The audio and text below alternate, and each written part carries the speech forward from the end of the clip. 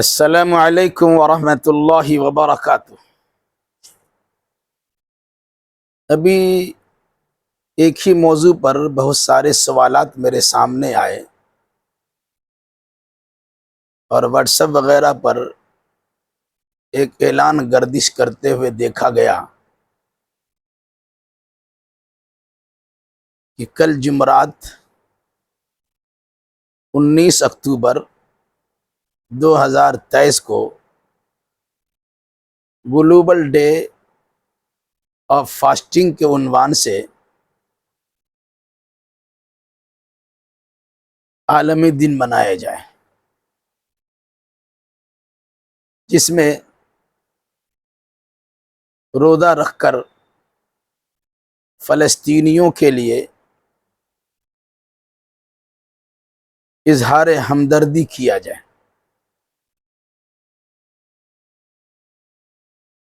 اس میں کوئی شک نہیں ہے کہ آج فلسطین ظلم بربریت سے دوچار ہے۔ جن یہودیوں کو 70-72 سال پہلے فلسطینیوں نے رہنے کی جگہ عطا کی تھی، آج انہی یہودیوں نے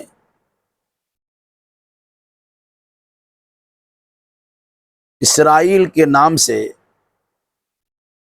ایک ملک کو قیام عمل میں لا کر اہل فلسطین پر ظلم بربریت کے پہاڑ توڑ رہے ہیں۔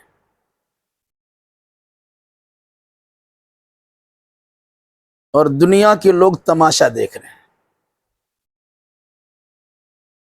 اس کی جس قدر مذمت کی جائے وہ کم ہے۔ ہمیشہ مظلوم کی حمایت کی جاتی ہے اور ظالموں کا خونی پنجہ توڑا جاتا ہے، مگر برا ہو گندی سیاست کا، آج اپنا الو سیدھا کرنے کے لیے ظالم و مظلوم کا امتیاز لوگ ختم کر چکے ہیں۔ اس لیے میں اپنے سامعین سے گزارش کرتا ہوں کہ اہل فلسطین کے ساتھ، فلسطینیوں کے ساتھ اور ہر مظلوم کے ساتھ اظہار ہمدردی کرنا ہمارا ایمانی شیوا ہے، اسلامی طریقہ اور وتیرہ ہے۔ مگر یہ بھی مشورہ دیتا ہوں کہ کوئی بھی کام خلاف شرع نہ ہونے پائے، اس کا خاص خیال رکھا جائے۔ گلوبل ڈے آف فاسٹنگ کے نام سے جو اشتہار شائع ہوا ہے، اس میں سورۃ البقرہ کی آیت نمبر 184 نقل کی گئی، اس کا ترجمہ نقل کیا گیا، وَأَن تَصُومُوا خَيْرٌ لَكُمْ۔ اگر تم روزہ رکھو تو تمہارے حق میں بہتر ہے۔ یہ کہاں کی بات ہے اور کہاں لگا دیا؟ روزہ کے، رمضان کے فرض روزہ کے احکام و مسائل بیان کیے جا رہے ہیں۔ اسی میں ایک مسئلہ یہ آیا، اگر کوئی آدمی بہت کمزور ہو گیا ہے، جو روزہ رکھنے کی طاقت نہیں رکھ سکتا ہے، جو معذور و مجبور ہو گیا ہے، بالکل بوڑھا اور بوڑھی ہو گئی ہے، جس کے اندر روزہ رکھنے کی طاقت نہیں ہے، ان سے اظہار ہمدردی کے طور پر اللہ نے کہا کہ تم روزہ نہیں رکھ سکتے ہو تو نہ رکھو، ہر روزہ کے بدلے کی مسکین کو کھانا کھلا دیا کرو، اور اگر ایک سے زیادہ مسکین کو کھانا کھلاؤ تو تمہارے لیے بہتر ہے، بلکہ روزہ رکھنے کی پوری کوشش کرو۔ اگر تم روزہ رکھ لو تو تمہارے حق میں زیادہ بہتر ہے۔ اس آیت کو عنوان بنا کر 19 اکتوبر 2023 کو روزہ رکھنے کے لیے ایک عالمی پیمانے پر یادگار دن منانے کا لوگوں نے ارادہ کیا ہے اور اس کا پرچار کر رہے ہیں۔ کس نے کیا، کہاں سے کیا، کوئی اس کی تفصیل نہیں ہے۔ ایک بینر بنا اور اسے واٹس ایپ پر یا سوشل میڈیا پر ڈال دیا گیا۔ ہماری حالت زار یہ ہے کہ ہم اس حدیث رسول کی صریح مخالفت کرتے ہیں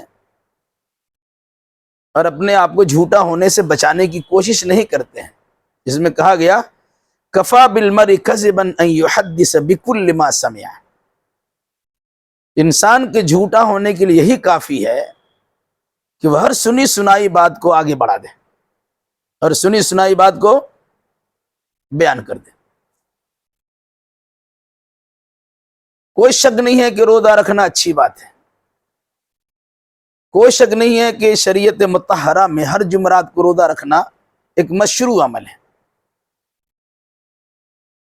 لیکن کیا حالت جنگ میں، پریشانی کے وقت میں، فتنہ سامانی کے دور میں اس طرح کے کسی مخصوص روزہ رکھنے کا ثبوت اللہ کے نبی صلی اللہ علیہ وسلم، صحابہ کرام، تابعین کرام، تبع تابعین کرام، ائمہ مجتہدین و محدثین کرام کے یہاں اس طرح کا کوئی عمل ثابت ہے؟ اگر ثابت ہو تو میں گزارش کرتا ہوں کہ وہ عمل کا ثبوت فراہم کریں، انشاءاللہ میں بھی اس روزہ رکھنے کی وکالت کروں گا اور اس کی تائید کروں گا۔ اور اگر ثابت نہیں ہے، میں گزارش کرتا ہوں کہ ایسے عمل سے گریز کیجیے کہ ایسا نہ ہو کہ ایک نئی چیز کی ایجاد کے نتیجے میں اب گناہگار ثابت ہو اور آپ کے ذریعے سے جو فلسطینیوں کو فائدہ پہنچنے والا تھا وہ نقصان میں تبدیل ہو جائے۔ وہ حدیث یاد رکھیے، جنگ احد کے موقع پر اللہ کے نبی صلی اللہ علیہ وسلم نے 50 تیر اندازوں کو جبل الرمات پہ کھڑا کر دیا تھا اور کہا یہاں سے ٹس سے مس نہیں ہونا۔ صحابہ کرام سے اجتہادی لغزش ہوئی، جب دیکھا کہ صحابہ جیت چکے ہیں اور مال غنیمت سمیٹنے میں لگے ہیں، تو وہ لوگ بھی اپنی جگہ چھوڑ کے مال غنیمت کے حاصل کرنے میں لگ گئے۔ نتیجتاً فریق مخالف کی طرف سے اسی سمت سے حملہ ہوا اور جیتی ہوئی جنگ ہارنے میں تبدیل ہو گئی۔ گویا ایک سنت کی مخالفت کی گئی تو جیتی ہوئی جنگ ہارنے میں تبدیل ہوئی۔ اگر ہم سنت کی مخالفت کرتے ہوئے فلسطینیوں کی معاونت کرنے اور حمایت کرنے کے لیے تیار ہے، کہ ایسا تو نہیں ہے کہ ہماری اس عمل سے اللہ ناراض ہو جائے اور ان کی پریشانی بڑھ جائے۔ یہ بات یہ ضرور یاد رکھیے کہ اللہ کے نبی صلی اللہ علیہ وسلم نے ایسے حالات میں، ایسے موقع پر قنوت نازلہ کا اہتمام کیا ہے۔ اب قنوت نازلہ کا اہتمام کیجیے۔ فرض نمازوں میں، فرض نماز کے آخری رکعت میں رکوع کے بعد امام و مقتدی سب مل کر اللہ تبارک و تعالیٰ سے دعا کرے، اہل ایمان کی خیر کے لیے دعا کرے اور باطل کی تباہی و بربادی کی دعا کرے، فلسطینیوں کی حمایت کے لیے دعا کریں، ان کے ثبات قدمی کے لیے دعا کریں، ان کی کامیابی اور کامرانی کے لیے دعا کریں، ان کے حالات کو سدھارنے کے لیے دعا کریں، اور ساتھ ساتھ اسرائیل کی تباہی و بربادی کی دعا کریں، اس کے صفوں میں پھوٹ پڑ جائے اس کی دعا کریں۔ اس طرح کا ثبوت تو ہے۔ اس لیے ہمیں اسرائیل کی حمایت نہیں، اس کی مخالفت کرنی ہے۔ مخالفت کی صورت یہاں سے ہم کیا کر سکتے ہیں؟ ان کی مصنوعات اور پروڈکٹس کا ہم استعمال کی پابندی لگا سکتے ہیں جہاں تک کر سکتے ہیں. البتہ اہل فلسطین کے لیے اللہ تبارک و تعالیٰ کی بارگاہ میں خصوصی دعا درخواست ضرور کر سکتے ہیں. رہا معاملہ روزہ رکھنے کے لیے دن منانا، میں سمجھتا ہوں کہ شریعت اسلامیہ میں اس کا کوئی ثبوت نہیں ہے، بلکہ غور کریں گے تو اللہ تبارک و تعالیٰ نے جب فرعون کے ظلم و استبداد سے موسیٰ و بنی اسرائیل کو نجات دیا تھا، حضرت موسیٰ علیہ السلام نے صفات الشکریہ میں اس تاریخ کا روزہ رکھا تھا. بنی اسرائیل نے روزہ رکھا تھا. حالت جنگ کے درمیان اللہ کی نصرت و حمایت کے حصول کے لیے الگ سے روزہ رکھ کر دعا کرنا میرے علم میں تو اس کو ثبوت نہیں ملتا ہے. البتہ کوئی مسئلہ کھڑا ہوتا، کوئی پریشانی آتی، فبادر الی الصلاۃ، اللہ کے نبی صلی اللہ علیہ وسلم نماز کی طرف جاتے اور اس کے بعد اللہ تعالیٰ سے دعا کرتے. اور ایسے حالات میں تو باضابطہ دعائے قنوت نازلہ کا ثبوت ملتا ہے، تو ہم دعائے قنوت نازلہ پڑھیں گے، فلسطینیوں کے لیے اظہار یکجہتی بھی کریں گے، ان کی ہمدردی، ان کے ساتھ ہمدردی کا اظہار بھی کریں گے، اور جو ان کے حالات خراب کی جا رہے ہیں ان کے حالات کی استواری اور درست کرنے کے لیے اللہ تبارک و تعالیٰ سے خصوصی دعا بھی کریں گے. اور صرف دعا پر اکتفا نہیں، بلکہ اگر ہم اس حد تک پہنچ رکھتے ہیں کہ ان کی حمایت کے لیے تبرعات، صدقہ و خیرات اور عطیات ان تک پہنچا سکے تو ہمیں ضرور پہنچانے کی کوشش کرنی چاہیے. اہل فلسطین مظلوم ہیں. جس دور میں ہندوستان میں غلامی کی زنجیر سے اہل ہند کو آزادی مل رہی تھی، اسی دور میں ان کرسچنوں نے اہل فلسطین پر اسرائیل کو مسلط کر دیا تھا اور آہستہ آہستہ اس کی ریاست کو تسلیم کر لیا. آج وہی اسرائیل فلسطینیوں کو ناک کے ناک میں دم کیے بیٹھے ہیں. جو حالات بنے ہوئے ہیں اس کی صورتحال کیا ہوگی وہ اللہ تبارک و تعالیٰ کو معلوم ہے. سب اپنے اپنے انداز میں نظریات پیش کرتے ہیں. جنگ کی جو صورتحال ہمارے سامنے ہے، صحیح رپورٹنگ ہمارے پاس نہیں ہو رہی. کہیں گودی میڈیا ہے تو کہیں یہودی میڈیا ہے، اس کی جانب سے کچھ خبریں ہماری جانب پھینکی جاتی ہیں، اسی خبر کو لے کر ہم اڑتے ہیں اور مختلف قسم کی قیاس آرائیاں کرتے ہیں. اس میں کوئی شک نہیں ہے کہ فلسطین پہ ظلم ہو رہا ہے، فلسطین مظلوم ہے. ہم ان کی حمایت میں اللہ تبارک و تعالیٰ کی بارگاہ میں دعا ضرور کرتے ہیں اور کریں گے.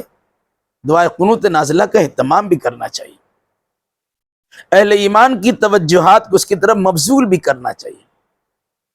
اس سے متعلق لوگوں کو یاد بھی دلانا چاہیے کہ دنیا کے جس خطے میں مسلمان حیران و پریشان ہو، مسلمان یہ سوچے کہ فلسطین کی سرزمین پر مسلمان تکلیف سے دوچار ہے تو ہم یہاں تکلیف سے دوچار ہوں. ان کے پاؤں میں، ان کے تلوے میں اگر کانٹا چپتا ہو اس کا ٹیس ہمیں اپنے جگر میں محسوس کرنا چاہیے.